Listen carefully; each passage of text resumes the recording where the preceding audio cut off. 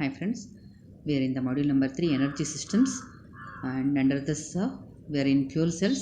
At the last topic, solid oxide fuel cells. So this is the diagrammatic representation of the solid oxide fuel cell. It is almost similar to the hydrogen oxygen fuel cell. Okay, this you should have studied in a 10th standard, even in second PU syllabus it is there. Okay, and you know the advantages of the fuel cells, right? The advantages of the fuel cells are, the energy rate conversion will be very high for them, and they operate at very silently they operate, and the fuels used here are much expensive sometimes, and the cells have high energy densities, and they produce any harmless byproducts, and recharging the cell is not required like batteries, and maintenance is very less. Okay, these are the some of the advantages of the fuel cells, and these fuel cells are used when instantly more energy is required. Okay, it is completely environmentally or eco-friendly. Most oftenly in these fuel cells, the products obtained will be in a cases of hydrogen oxygen fuel cell, water will be liberated as a product. In the case of methanol oxygen fuel cell, carbon dioxide and water. Okay, so all the products are completely harmless, and it will not at all harm the atmosphere or any other living things. Okay, only the thing is the electrodes and some of the fuels are costly sometimes. Okay, that may be the one of the small disadvantage. Okay, like the power output will be moderate, in the sense until we pass the fuel and the oxidant through the anode and cathode electrodes, they will be generating energy. Okay, it's not for a long time like batteries. Whenever instantly large amount of energies are required, we can use this fuel cells. Okay, and here we need to use sometimes inert electrodes. The electrode materials will be costlier, electrodes will be costlier.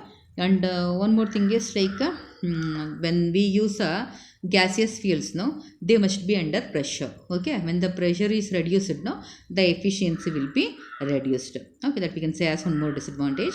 Like when we are using the fuel at home, when it is getting over, what happens, the efficiency will be reduced. It can be observed in a commercial gas cylinders. Okay, at home domestic we may not observe so much.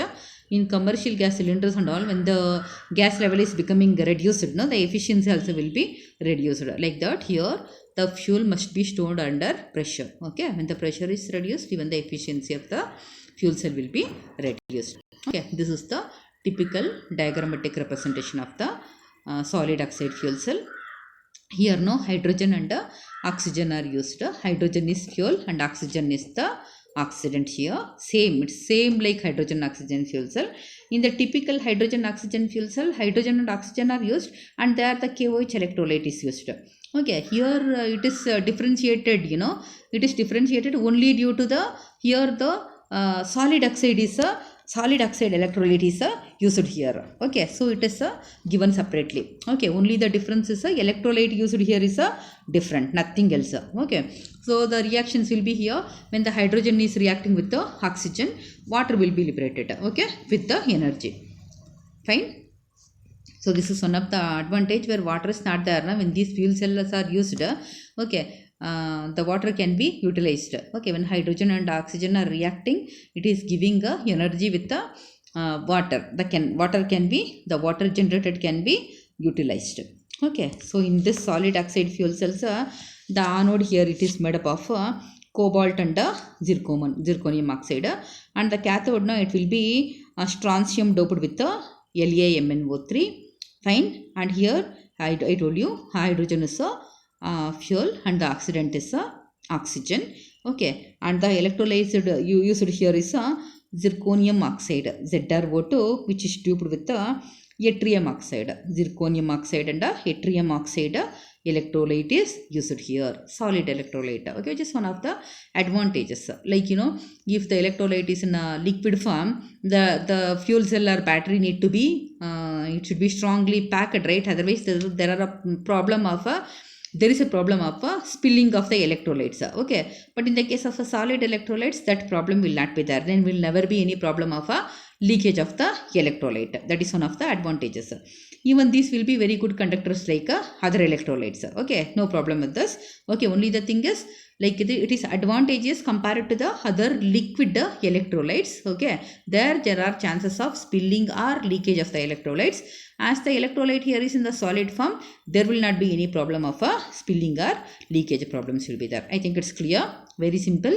Hydrogen is used as a fuel and oxygen as a oxidant here, and the anode is made up of cobalt and zirconium oxide here, and the cathode is made up of LaMnO3. Okay, electrolyte used here is a mixture of zirconium oxide and yttrium oxide. Fine. And the reactions, coming to the cell reactions, okay, hydrogen will be reacting with the oxygen to give water with the energy.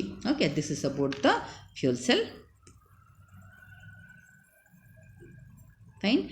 Coming to the advantages parts, since all the components are solid, least maintenance is required. Okay, there is no leakage will be there.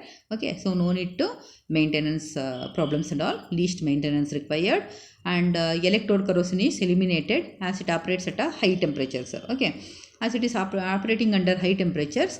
Okay, there is no problem of the corrosion. Maybe if it is working at a lower temperatures, maybe there will be a problem of getting corrosion of the metal part used. Here that problem is not there, and here no harmful byproducts are generated during operation, so it is eco-friendly or environmentally friendly.